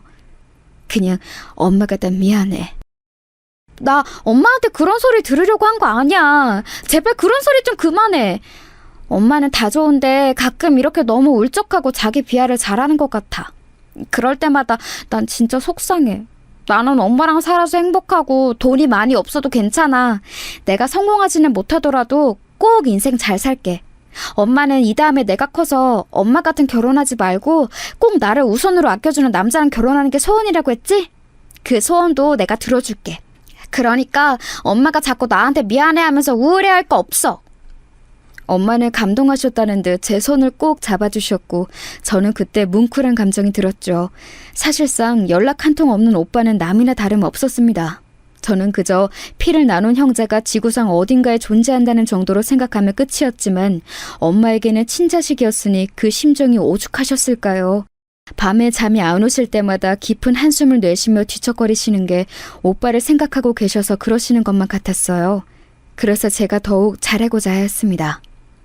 그런데요, 인생이라는 게 왜 뜻대로 안 흘러갈까요? 세월이 흘러 저는 남편을 만나게 되었는데요. 우연히 지인의 지인을 통해서 알게 되었던 남편이 처음에는 그저 별다르지 않게 느껴졌어요. 다리를 살짝 전다는 걸 알게 되기 전까지는 말이죠. 궁금해지더라고요. 무슨 사연이 있었는지 말이죠. 나는 나처럼 군대에서 힘든 일을 겪은 사람도 또 없다고 생각해. 나 군대에 있을 때 아버지 돌아가셨지? 우리 누나가 매형 바람 때문에 상심해서 건물 옥상에 올라가 죽는다고 난리쳐서 엄마 충격으로 쓰러지셨지. 그리고 결정적으로 내가 훈련 도중에 다리를 다쳤는데 제때 적절한 치료를 못 받아서 영영 이쪽을 절게 되었지. 어디 나처럼 힘든 군생활 보내본 사람이 있으면 나와보라고 하고 싶네. 그런 일이 있었구나. 근데 이야기 듣기 전에는 그런 사연이 있었을 거라고는 짐작도 못했어. 그냥 수더분하고 사람들하고 잘 어울리고 그런 사람으로만 보였어. 되게 내면이 강한 사람이구나. 내가 본받아야겠네. 다들 내 얘기 듣고 나면 나를 동정하거나 별정 보듯이 쳐다보거나 아니면 부담스러워하던데 이런 반응 보이는 사람은 또 처음이다. 저희는 서로에게 묘한 호감을 느꼈습니다. 그게 시작이었고 끝내 부부의 연으로 이어졌죠. 저희 엄마도 남편을 괜찮게 보셨어요. 사람은 겉보다 속이 중요하다고 제가 좋다면 당신께서는 상관없다고 말씀을 해주신 이후로 저는 남편에게 마음을 더 열게 되었던 것 같습니다. 그러나 모든 게 지나간 지금이야 이르러서야 저는 차분하게 생각이라는 걸 해봅니다. 인정을 해보자면 저는 아마도 어렸을 때부터 어려운 환경에서도 버텨야 한다는 강박, 힘든 엄마께 짐이 되어서는 안 된다는 착한 아이 증후군, 이런 것들을 쌓아오면서 어쩌면 남편을 보자마자 익숙한 환경의 내음을 맡은 것일지도 모르겠습니다. 좀 더 다채롭게 살아오지 못한 저의 쓰라린 잘못이겠지요. 남편하고 결혼하기까지 딱 거기까지는 모든 게 좋았어요. 문제가 없었죠. 시어머니께서도 저를 반겨주셨고요. 그래, 우리 범준이하고 결혼하기로 했다고? 잘 생각했어. 고마워. 내가 앞으로 며느리 사랑으로는 동네에서 최고로 꼽히는 시어머니가 되어보도록 내가 그렇게 할 테니까 우리 범준이 잘 좀 부탁할게. 내 아들이어서가 아니라 정말로 착하고 성실하고 인물도 빠지지 않고 정말 괜찮은 녀석이야. 네, 어머님 괜찮은 사람인 거 저도 알아요. 앞으로 잘 살아볼게요. 저도 잘 부탁드립니다. 그렇게 훈훈한 고부 관계의 시작, 결혼 생활의 시작인 줄로만 알았습니다. 하지만 몇 달이 흐르자 하늘이 저를 비웃으며 이러더군요. 착각도 유분수라고 말이죠. 남편이 출퇴근을 잘했고 회사에서도 자기 일은 잘하는 모양이었는데 집안일은 정말이지 전부 다 저희 몫이었어요. 열이면 열 전부 다요. 쓰레기하고 음식물 버리러 나가는 일조차 제 몫이었으니 말 다 했다고 봅니다. 하라고 시키면 입으로는 알겠다고 해요. 그래놓고 1시간이고 2시간이 지나도 안 합니다. 어렸을 때부터 집안일 야무지게 하면서 엄마의 일을 덜어주려고 안달이었던 저는 깔끔하게 해놓는 것에 이골이 났을 정도였기 때문에 지저분하고 더러운 게 너저분하게 널려있는 꼴을 잘 못 봐요. 그래서 꾹 참고 결국에 제가 그걸 정리하면 남편이 눈 동그랗게 뜨면서 꼭 이렇게 말을 했지요. 그거 내가 이따 하려고 했는데 당신이 치웠어? 에이, 그냥 두지. 내가 할 거였는데.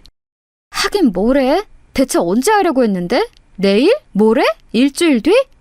뭘 시키면 제발 바로바로 좀 해주면 안 돼? 바로 하라 그러면 컨디션 핑계 대면서 조금 이따 움직여야 한다고 하는 것도 나는 이제 핑계로밖에 안 들려. 나 가끔 통증 올라와서 약 먹는 거 당신도 알잖아. 그리고 약 먹은 직후에는 정신도 몸도 너무 나른해서 좀 쉬어줘야 하는데 당신은 그거 알면서도 이래? 내가 몸이 편치 않은 사람이라서 쉽게 보고 나한테 이러는 거지? 아니야. 됐어. 그냥 내가 잘못인가 보네. 당신 심기 불편하게 하려고 한 거 아니니까 이쯤 하자. 남편하고의 대화는 잘 흘러갈 때도 있었지만 대체로 삐딱선을 탔습니다. 남편은 괜찮고 무던하게 굴다가도 이따금씩 발끈하기를 잘했어요.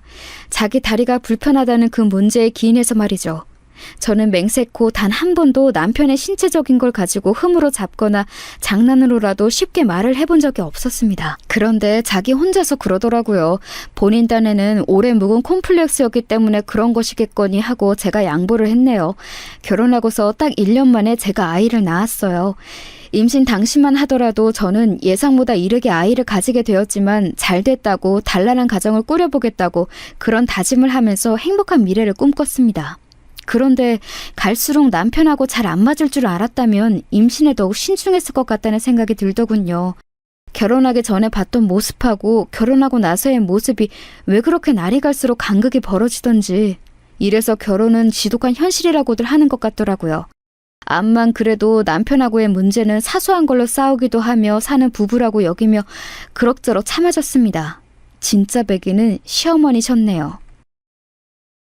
딸을 낳았으니 이제 아들 하나만 있으면 되겠구나.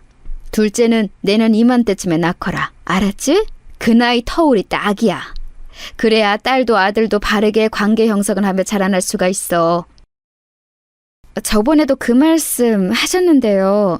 어머님, 내년에 낳기에는 좀 시기상조인 것 같아요. 저희 형편도 그렇거니와 저희가 아직 아이를 2명이나 감당할 그릇이 되는지 모르겠어요. 헛소리를 잔잔하게 하는구나. 잔말 말고 계절 바뀌는 대로 임신할 준비나 해. 첫째로 딸 낳았으면 반성이나 할 것이지. 뭘 그리 잘했다고 뻔뻔스럽게 구는 것인지. 결혼 전에 보여주셨던 모습들은 온데간데 없었습니다. 게다가 시어머니께서는 지켜본 결과 무척 심한 다혈질이셨어요.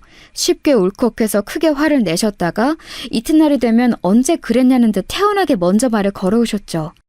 그러신 분이 당신의 아들에게는 도통 크게 화내는 법이 없으셨고 저에게는 아주 만만하게 화를 내셨습니다. 그 성질을 터뜨릴 대상이 저뿐이었나 봐요. 두문불출하면서 사는 시누이는 다혈질이다 못해서 성격 파탄자였거든요.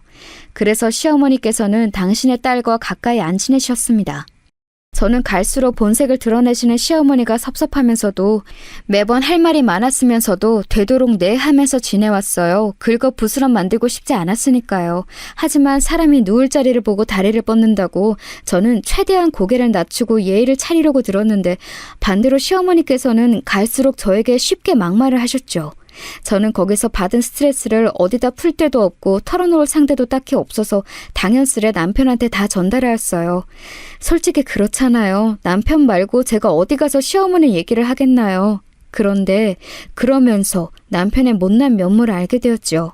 어느 날 칭얼거리는 아이를 달래다가 일찍 스르르 잡는 날이었는데 잠에서 깨서 물을 마시러 방 밖을 나갔어요. 그랬다가 남편이 시어머니와 통화하는 걸 듣게 되었죠. 저하고 나눴던 대화를 아주 미주알고주알 시어머니께 다 고하고 있었습니다. 아, 그래서 어머님이 자꾸만 나에게 불만을 품고 계셨구나. 아들을 통해서 얘기를 다 전해두고 계셨으니까 어쩐지 이상하다 했어. 헉! 언제부터 있었어? 다 들었어? 근데 너무 안 좋게 받아들이지 마. 엄마와 아들이 그냥 서로 안부 물으면서 이런저런 얘기를 다 하는 것뿐이야. 떠올려낸 변명이 겨우 그 정도야? 정말 해도 해도 너무한다.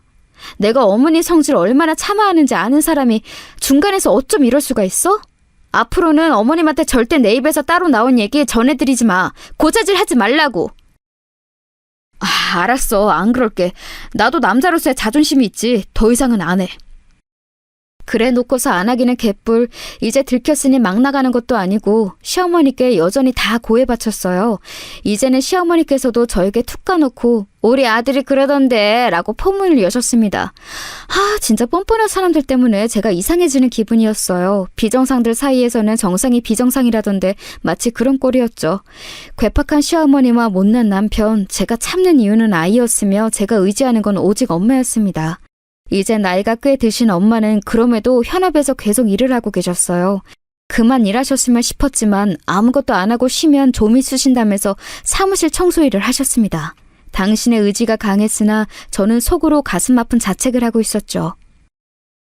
내가 잘난 딸이었으면 돈이 넉넉했다면 엄마가 일을 계속하진 않으셨겠지. 내가 지지부진하게 살기 때문에 엄마는 혹시나 당신이 나에게 짐이 되실까봐 그게 걱정돼서 일을 놓지 못하시는 거야. 너무 죄송했습니다. 저는 제 평생을 엄마가 고생하시는 모습을 보고 있었는데 자식으로서 큰 도움이 못 되어드리고 있었으니까요. 만약 엄마의 인생에서 제가 없었다면 아버지가 돌아가시고 오빠가 외국으로 가버렸을 때 저만 아니었다면 엄마는 새 출발을 해서 여유롭게 사셨을지도 모를 일이었습니다. 제가 엄마의 발목을 잡은 것일 수도 있었죠. 그렇게 생각하면 정말 미칠 것 같더라고요. 그러던 와중에 엄마가 엄청 추운 날씨에 일을 다니셨다가 몸살 감기를 크게 앓으셨어요. 나이가 드시니까 이제 그런 것에도 영향을 많이 받으시더군요. 감기가 다 나은 후에도 쉽게 골골거리시며 기력을 잘 회복하지 못하셨어요. 온몸이 쑤신다고 하시는 말씀을 듣고 얼마나 마음이 아팠는지 모릅니다. 내과에 가봐도 뾰족한 수가 없고 약국에서 영양제를 사 먹어도 별로 효과가 없는 것 같다 하시던 엄마가 고민 끝에 동네에서 잘 되는 한의원을 찾아가셨어요. 그리고 침을 한번 맞고 오셨는데 꽤 괜찮으셨나 봐요. 엄마, 효과를 봤는데 왜 한 번 가고 마신다 그래? 따로 보약 같은 건 안 지었어? 그런 게 다 돈이야. 그것도 큰 돈. 이제 살만해졌으니까 굳이 더 가서 난리 안 피워도 돼. 내가 이럴 줄 알았어. 엄마, 한의원 다니는데 보태 쓰라고 용돈 좀 아까 넣어놨으니까 그걸로 치료 더 받아. 알았지? 엄마 아프시면 내가 심장이 철렁해야 못 살아. 아이고, 힘들게 번 돈을 왜 나한테 쓰니? 이미 줬다니까. 그럼 고맙게 쓸게. 우리 딸 정말 고마워. 그런 걸로 고마워서 감동하시는 엄마를 보며 저는 제가 불효녀라는 생각이 들었습니다. 착잡한 생각을 하지 않으려고 애써 감정을 다스리고 있을 때였어요. 남편이 엄마 이름 물어보더라고요. 저번에 장모님 한의원에 침 맞으러 다니신다더니 그건 어떻게 됐어? 침 맞으셨대? 맞고 좀 괜찮아지셨나? 확실히 다녀오시니까 좀 낫나 봐. 엄마가 한의원하고 잘 맞는 체질이신 건지 효과를 보신 것 같아서 다행이더라고. 약 한 첩도 다려 드셨으면 싶은데 한약은 부르는 게 값이라 부담스럽다고 하시면서 자꾸 거절하시네. 엄마가 그러시니까 내가 속상하기도 하고 죄송하기도 해. 그렇다고 대충 보약 아무 데서나 다려다가 드리는 건 좀 그렇잖아. 그치? 직접 한의원에서 상담받고 약을 지으시는 게 훨씬 나을 것 같은데 부담 갖지 마시라고 우리가 도움이라도 좀 드려야 하나? 성의 표시라도? 안 그래도 내가 엄마 쓰시라고 이번에 용돈 드리면서 신신당부 안 빼먹었어. 혹시 돈 때문에 그러신 거라면 걱정하실 거 없이 일단 몸부터 챙기시고 우리한테 돈 내미셔도 된다고. 말뿐인데도 무척 좋아하시더라. 남들은 30만 원이라는 금액 아무렇지 않게 부모님 용돈으로 드리고 그럴 텐데. 그냥 생각이 많아지네. 뭐 30만 원? 진짜? 통 크게 썼네. 나는 기껏해야 20만 원 정도를 생각하기는 했는데. 그래. 아무튼 잘했어. 장모님 건강이 우선이지. 그렇고 말고. 남편의 반응에서 왠지 떨떠름한 기운을 감지했어요. 저는 그냥 생각도 못했다가 들어서 잠깐 놀랐나 보다 이렇게 생각하고는 말았는데요. 제가 또 아니랬던 거죠. 다음 날이 되어서야 문득 남편의 입당속을 해야 한다는 생각이 들었습니다. 아뿔싸 싶었어요. 그런데 아니나 다를까요. 이미 남편은 주둥이를 턴 뒤였어요. 시어머니께서 득달같이 저에게 따져 물으시더군요. 넌 뭐야? 너 대체 뭔 생각으로 30만 원이라는 돈을 덜컥 네 엄마한테 보내고 지랄이야? 어머님, 지금 네 엄마라고 하셨어요? 왜 그런 실언을 하세요? 너무 흥분하신 것 같은데 좀 가라앉히세요. 듣기 거북합니다. 실언 같은 소리 하고 있네. 거북한 건 네가 네 애미한테 마음대로 30만 원씩이나 용돈으로 턱 보낸 걸 두고 바로 거북하다고 하는 거야. 제가 그렇게 큰 잘못을 한 건가요? 빠듯한 형편이긴 합니다만 저희 엄마가 요새 건강이 별로 안 좋으신데 거기다 대고 30만 원 못 드릴 정도는 아니에요. 그리고 어머님, 어떻게 네 애미라는 천박한 언행을 입에 담으실 수 있으세요? 제가 어머님의 다혈질이신 거 익히 알고 있는데도 이건 진짜 간과할 수가 없네요. 하루에 12번도 더 계산기 두드리면서 가계부 착착 써도 모자랄 판에 네가 황당한 짓거리나 일삼고 있으니 내가 네 정신머리 똑바로 고쳐놓을 수만 있다면 천박해지는 게 뭐가 대수니? 내가 지금 나 좋다고 너한테 이러는 것 같아? 다 너희 위해서 피가 되고 살이 되는 조언을 해주는 거야. 30만 원? 그거 쓰기 전에 너 우리 범준이하고 상의는 했어? 이번 달 생활비가 어떻게 되겠다. 이런 거 계산 다 마치고 한 거 맞아? 시어머니의 고함에 머리가 다 아팠습니다. 이쯤 되니까 저는 이런 상황에서 그래, 내가 잘못이다 라는 생각을 하고 있더라고요. 좀 더 치밀하고 철저했어야 했는데 괜히 부주의해서 남편이 시어머니께 또 전부 고자질하도록 만든 아니란 제가 잘못이었습니다. 한편으로는 좋게 생각하려고 애도 써봤죠. 시어머니께서 억척스레 구시느라 지금 저러시는 거구나 이렇게 여겼습니다. 당신의 아들을 끔찍히 위하시는 분이니 돈 나가는 게 남편의 고생과 같은 거라고 느끼셔서 크게 화가 나신 거라고 속으로 생각을 해봤죠. 그래서 그때 시어머니께 대충 그냥 죄송하다는 식으로 둘러대고 마무리를 했어요. 앞으로는 더 제 자신이 부주의하지 않으면 된다고 여기면서요. 주둥이 가벼운 남편은 그냥 이거 가지고 잔소리하기도 싫더라고요. 이런 남자를 배우자로 맞은 제 팔자가 지독히도 박복하다고 스스로를 비웃었네요. 그런데 이렇게 참고 또 참고 산 제가 도저히 참을 수 없는 일이 곧 벌어지고 말았습니다. 그로부터 한 달 뒤에 시어머니 생신이었던 건데요. 저는 자칭 효자인 남편이 알아서 시어머니 생신 아이디어를 내길 바랐습니다. 제가 저희 엄마 용돈 30만 원 드린 것 가지고 남편의 고자질을 겪고 시어머니의 타박을 받았으니 시어머니의 생신은 그냥 남편이 알아서 해결해 보기 원했어요. 하지만 시어머니께서 예상치 못하게 먼저 생신 선물을 지정하셨습니다. 그걸 저한테 말씀을 하시더라고요. 예, 나는 너희들한테 거나한 거 요구할 생각이랑 없어. 거창한 선물 그런 거 받아봤자 뭐 하겠니? 서로 부담만 되고. 그런 거 가만 보면 실용성이 하나도 없지. 올해는 그냥 현금만 받고 치우련다. 다른 건 아무것도 하지 마. 그게 너희들한테도 좋잖아. 저희는 뭐 어머니께서 원하시는 대로 최대한 맞춰드리는 거죠.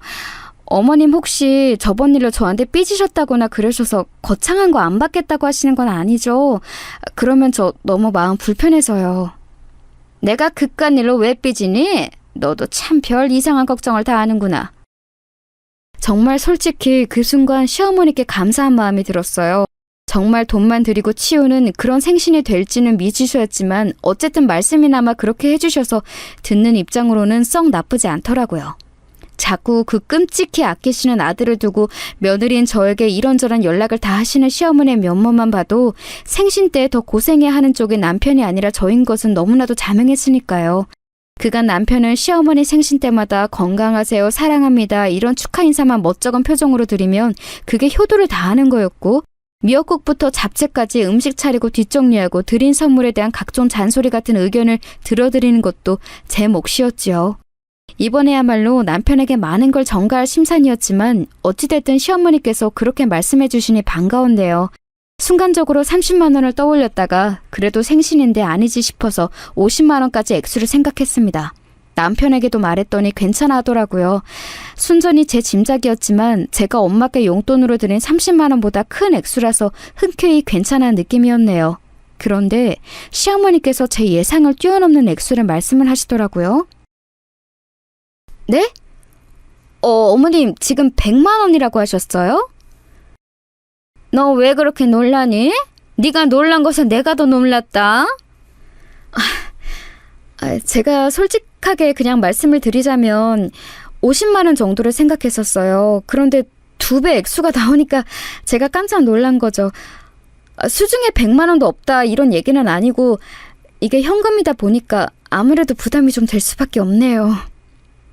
뭐가 부담이야? 너는 네 시어머니 생신인데 부담 같은 걸 우느라 마음이 드니? 100만 원 가지고 이러는 며느리 세상 처치에 너밖에 없을 거다. 어머님 왜 또 말씀을 그렇게 하세요? 저희 엄마 30만 원 드렸다고 저한테 되게 뭐라고 하셨으면서 솔직히 100만 원은 3배 이상인데 너무 큰 금액 아닌가요?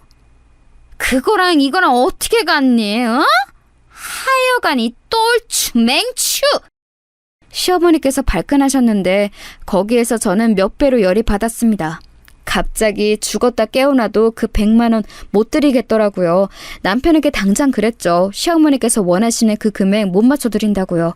저희 형편이 현금 100만 원 뚝딱 쓸 만큼 넉넉하지 않았으므로 남편도 동의는 되었을 거예요. 고개를 끄덕끄덕 하더군요. 그런데 금세 입술이 대빨 나와 있었어요. 못 드리겠다는 건 알겠는데 당신 왜 말을 그렇게 해? 우리 엄마가 요구 못할 걸 요구한 거야? 그냥 원하시는 걸 말씀하실 수도 있는 거잖아. 당신 반응이 너무 서운하고 섭섭하다. 서운할 것도 많고 섭섭할 것도 참 많다. 남자가 왜 그렇게 그릇이 작아? 매사에 아랑이 간장 종지만한 것 같아. 뭐라고? 당신 지금 내가 몸 성치 않은 사람이라고 우습게 보고서 이러는 거지? 갑자기 얘기가 왜 그렇게 튀어? 그 피해 의식 좀 제발 버려. 그리고 몸이 딱히 성치 않은 것도 아니잖아. 세상에 얼마나 몸 불편한 사람들이 많은데 당신 정도는 아무것도 아니야. 제발 거기에 사로잡혀서 살지 좀 마. 애가 크면서 뭘 보고 배우겠어? 그러자 남편이 반박은 못하고 입술만 한참 실룩거리면서 씩씩거리더군요. 제대로 삐진 모양이세였는데 그걸 보니까 저는 저절로 한숨이 나왔습니다. 당초에 이 결혼 생활 뭐 어떻게 돌아가고 있는 건지 싶은 원초적인 의문이 들었어요. 그 와중에 시어머니께서 노발대발 하셨다는 게 웃긴 대목이에요.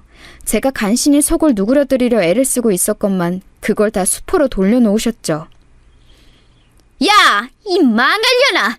네가 뭔데 내 아들 기를 죽여놔, 어? 우리 범준이가 목소리가 기어들어가서는 나한테 너랑 살기 힘들다고 우는 소리 하더라. 얼마나 기가 죽었는지 말도 제대로 못하더만. 우리 범준이 몸 좀 아픈 거 가지고 너 그걸로 사람 우습게 보고 얕잡아봤다면서? 이 못돼 처먹은 것 좀 보게. 너 진짜 내 손에 죽고 싶어?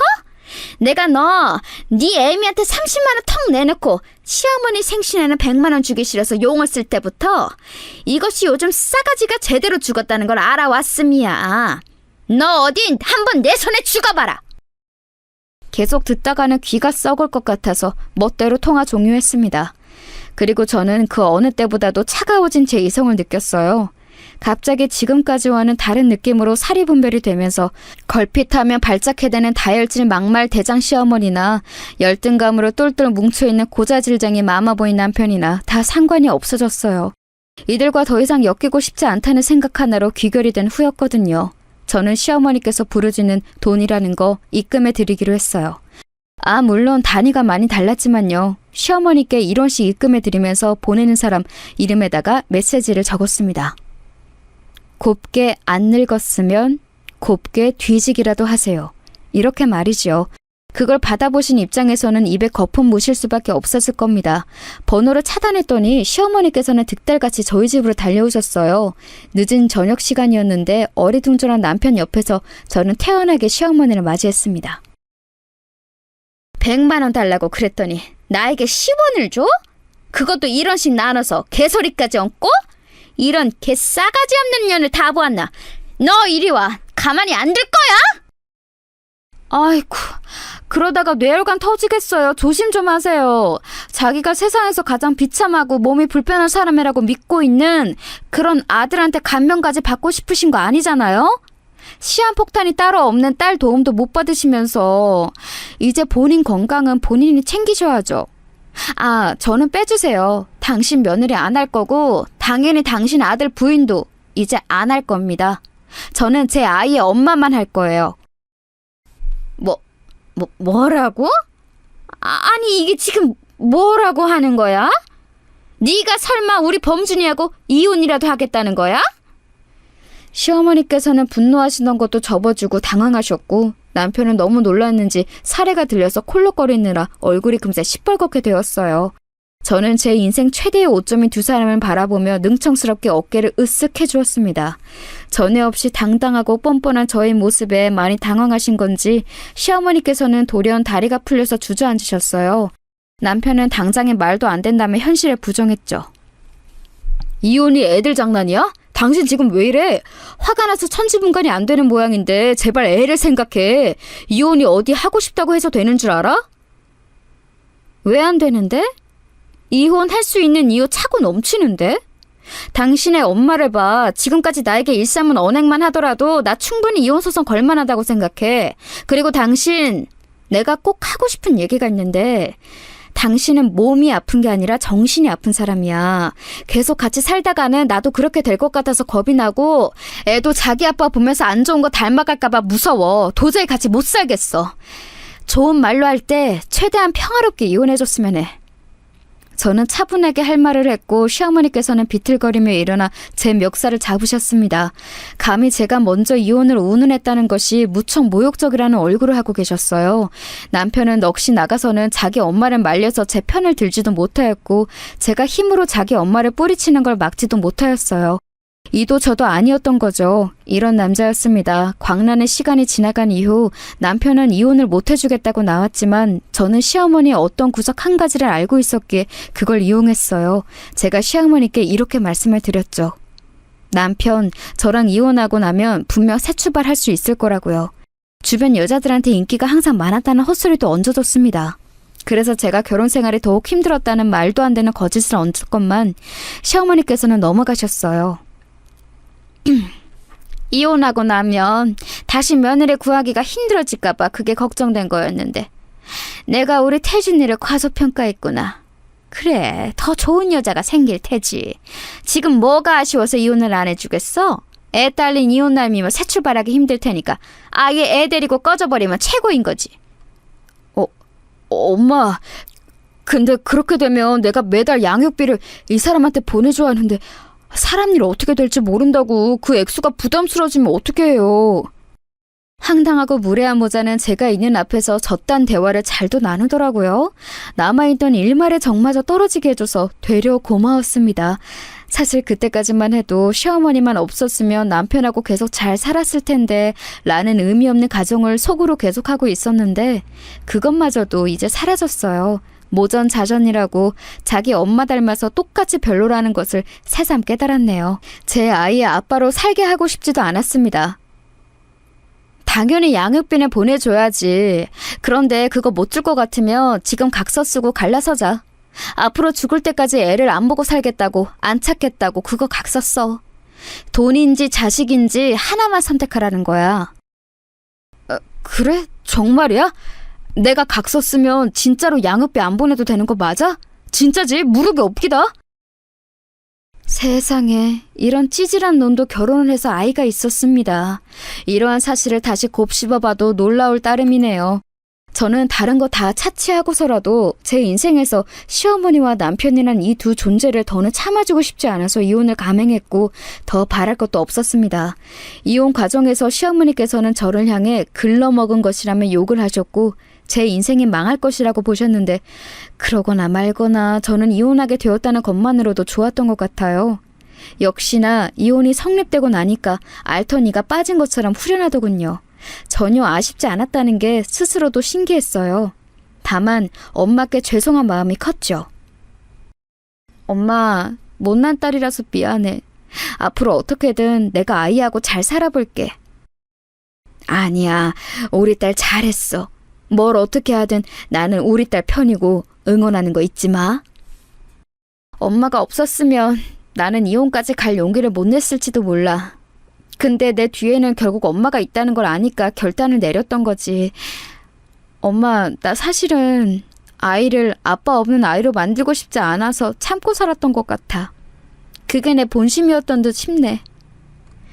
아이도 중요하지만 네가 더 중요한 거야. 네가 행복해야 아이도 행복하게 살지. 서영아, 앞으로는 지금까지보다 더 행복해질 테니 그렇게 믿고 살아보자. 내가 함께 도와줄게. 엄마란 존재는 무엇일까 싶었습니다. 나이가 들수록 그저 떠올리기만 해도 바라보기만 해도 눈물이 날 것 같은 존재이더라고요. 제가 제 아이에게 그런 엄마가 될 수 있을까 싶은 생각이 들면서 저희 엄마가 더욱 존경스럽게 느껴졌죠. 엄마가 아이를 봐주셔서 제가 일을 마음 놓고 다닐 수 있었어요. 정말 열심히 일상을 살아나갔습니다. 그리고 얼마 지나지 않아서 정말 놀라운 일이 벌어졌어요. 어떤 일인지 예상 가시나요? 제 친오빠요. 어릴 적에 떨어진 이후로 소식조차 모르고 살았던 그 존재 말이에요. 갑자기 엄마에게 연락을 해오더니 엄마와 저를 보려고 찾아왔습니다. 너무 오랜 시간 찾아뵙진 못했어요. 죄송해요. 엄마, 제가 공부를 좀 오래 해서 직장도 늦게 잡았고 결혼도 늦게 했는데 지난달에 아이가 태어났어요. 근데 태어난 제 자식을 보니까 엄마 생각이 나더라고요. 마지막으로 봤을 때 꼬맹이였던 제 동생도 떠올랐고요. 엄마의 연락을 받기 싫다고 사춘기 시절에 괜히 철이 없어서 객기로 고모께 말씀을 드렸던 것인데 사실은 그 이후로 후회를 했지만 자존심 때문에 처리하지 못했습니다. 서훈아, 우리 아들 울지 마라. 네 잘못 아니야. 너 잘못한 거 하나도 없어. 지금까지 건강하게 잘 살아줘서 고맙다. 말쑥하게 차려입은 오빠는 시종일관 무심한 표정을 짓고 있었지만 뜨거운 눈물을 흘리더군요. 참 묘한 광경이었던 것 같아요. 아주 오랜만에 본 것이라 어색했는데 현연이란 이상하더라고요. 단 몇 시간 만에 저는 오빠와 저와 친남매라는 게 금세 와닿았어요. 기억 속에 남아있는 아버지의 모습에 겹쳐 보이는 것이라든지 저와 눈매가 아예 똑같이 생겼다든지 하는 것들을 보면서 남들과는 다르구나라는 걸 느꼈습니다. 어색함이 금방 풀린 건 아니었어요. 그리고 오빠는 다시 출국을 금세 앞두고 있었으니까요. 캐나다와 프랑스, 미국을 오가며 지냈더라고요. 고생도 많았지만 지금 현재는 자리를 잡아서 꽤 안정적인 수입을 올리고 있는 중이었어요. 새언니는 미국 시민권자이지만 영어보다는 한국어가 편한 재미고표였어요. 그래서 오빠도 내내 우리나라에서 산 사람처럼 한국말을 잘하는 건가 싶었네요. 남들보다 많이 냉정한 성격을 지닌 오빠가 엄마와 저를 찾을 생각을 한 건 분명 새언니의 영향도 큰 것 같았습니다. 전화통화만 몇 번 한 게 전부이지만 굉장히 다정하고 사려 깊은 사람이더라고요. 새언니의 이모할머니 되시는 분은 한국에 거주 중이셨는데 공교롭게도 엄마 댁과 아주 가까이 살고 계셨어요. 그걸 한 이후로 종종 교류를 하게 되었죠. 형편이 무척 좋으신 분이었는데 어린아이 웃음소리가 듣기 너무 좋다면서 엄마가 제가 일하는 동안 아이를 데리고 그 댁에 놀러 가면 엄청 반겨주셨어요. 그리고 이것저것 많이 챙겨주셨지요. 여기서 또 인연이 생겨났어요. 새언니의 이모 할머니, 그분과 평생을 친하게 지내오셨다는 절친이 계셨는데요. 이 절친분께서 저희 예비 시어머니가 되셨습니다. 이분의 막내 아들과 제가 교제를 하게 되었거든요. 어쩌다 이렇게 흘러왔는지 모든 게 신기하고 얼떨결한 따름이에요. 저는 처음에 거절을 했었지만 자꾸만 저에게 돌진하는 그의 마음을 계속 모른 척 할 수가 없어서 받아주었고 연애는 생각보다 진지하게 이어졌어요. 어느새 정신을 차리고 나니까 결혼 이야기까지 오가고 있더군요. 유복한 집안에서 난 사랑을 듬뿍 받고 자란 막내 아들이 왜 저 같은 여자하고 이러는 것인지 암만 해도 안 믿겨서 저는 내심 자신이 없었습니다. 그래서 어느 날 아예 대놓고 예비 시어머니께 여쭈어 보았어요. 제가 애 딸린 이혼녀라는 거 정말 개의치 않으시는 거예요? 저는 좋은 형편에서 자라지도 살아오지도 않았고 기껏해야 전문대 나와서 최저임금을 주는 직장만 전전해온 게 전부인데요. 명문대 나오고 외국 유학까지 다녀온 대기업 다니는 막내 아들을 고작 저 같은 사람하고 맺어주셔도 괜찮으시겠어요? 우리 막내가 좋다고 하는데 내가 뭘 어쩌겠어. 자식의 인생은 자식의 것이지. 부모는 그저 자식이 좋아할 때 같이 웃어주고 슬퍼할 때 같이 울어주면서 그렇게 살면 되는 거야. 최후의 저지선에서 든든하게 자식의 등을 지켜주며 그렇게 살다가 가는 거지. 절대 그 안으로 들어가 개입하면 안 돼. 그리고 솔직하게 말을 해보자면 나는 우리 사용이가 엄청 마음에 드는걸? 내 며느리가 되어준다면야 나야 고맙지. 그 말씀을 듣고 제가 하마터면 눈물을 왈칵 쏟을 뻔했는데 간신히 참아냈어요. 저도 한 아이의 엄마로서 반드시 이렇게 여유로운 속내를 가진 엄마가 되겠다고 이 순간 다짐했습니다. 급할 건 전혀 없었고 결혼은 천천히 준비하면서 그렇게 지내고 있었어요. 모든 게 순조로운 일상. 어느 날의 주말 오전에 저는 예비 신랑의 차를 몰고서 마트에 장을 보러 나갔어요. 장을 일찍 봐서 맛있는 건 만들어다가 아이하고 셋이서 피크닉 놀이를 점심때 나갈 작정이었거든요. 생각만 해도 입가에 미소가 지어져서 오늘 하루도 참 행복하겠다는 예감을 하면서 문득 옆을 쳐다봤어요. 4차선 도로에서 막 신호 때문에 멈춘 직후였습니다. 그런데 웬 화분을 파는 노점상 앞에서 옥신각신하는 손님들이 보이는 게 아니겠어요? 딱 보니까 화분을 구경하다가 그걸 깨먹어서 주인과 손님들이 실전을 벌이는 상황 같았어요. 문제는 그 손님들이 제가 아는 얼굴이라는 것에 있었죠. 조수석 창문을 쭉 내리자마자 익숙한 목소리가 들려서 제가 코웃음을 쳤습니다. 뭡니까? 지금 내가 그깟 5,000원 물어주기 싫어서 이러는 걸로 보이세요? 혹시 내가 다리 좀 불편하다고 그거 보고 지금 나를 우습게 여기시는 겁니까? 전 남편의 못난 모습에 고개를 절레절레하고 있을 때 그 옆에 있던 전 시어머니와 눈이 딱 마주쳤어요. 그러자 긴가민가하는 표정으로 무척 놀라시더군요. 제가 큰 소리로 외쳤죠. 여기서 다 뵙네요. 그간 잘 지내셨어요? 세상에, 네가 뭔 일이야? 이 삐까뻔쩍한 차는 다 뭐고? 너 어디 로또에 당첨됐니? 당황해서 외치시는 동안 전 남편은 헐레벌떡 차에 가까이 다가오더니 뒷좌석에 반쯤 열린 창문으로 아이를 확인했어요. 아이가 뒤에 타고 있었거든요. 전 남편이 창문 사이로 다급하게 그러더군요. 아빠야, 아빠! 우리 귀염둥이 아빠 알아보겠어? 그러자 아이가 그 즉시 짜증스러운 표정을 지으며 고사리 손으로 잘도 버튼을 눌러서 창문을 올려버리더라고요. 전 남편이 당황해서 뒤로 자빠지기 일보 직전인 모습을 저는 웃음을 꾹 참으며 쳐다보았습니다. 어느새 옆으로 함께 다가와 있는 전 시어머니까지 모자 둘이서 여전하다 못해 전에 없이 행세까지 남루해 보이는 모습이었어요. 전 남편을 향해서 혀를 끌끌 차준 제가 전 시어머니를 향해서는 마지막으로 이렇게 외쳐주었어요. 화분 얼마 안 하는데 그냥 물어주세요. 제가 예전에 드린 돈도 있잖아요. 10원이요. 그거 보태 쓰시면 되겠네요. 그럼 저는 가볼게요. 일정이 바빠서요. 마마보이 아들하고 즐거운 주말 보내세요. 차가 앞으로 나아갈수록 사이드 미러를 통해 보이는 두 사람의 모습이 작아지더군요. 전 시어머니 그분이 바닥에 털썩 주저앉으시고 이내 부축하려고 들던 전 남편까지 그 옆에 쓰러지듯 앉아버리는 광경이 그대로 보였어요. 그렇게 두 사람은 제 인생에서 존재감이 계속 작아질 테고 사라질 예정이었죠. 그건 제 인생에서 최고로 통쾌한 드라이브였습니다. 지금의 저는 제가 과거에 어떤 경험을 했는지 알면 까무라칠 사람들과 새로운 인연을 쌓아나가며 존중과 존경을 드리고 싶은 시어머니와 저로 하여금 내조의 여왕이 되고 싶게 만드는 사랑하는 남편과 행복하게 지내고 있습니다.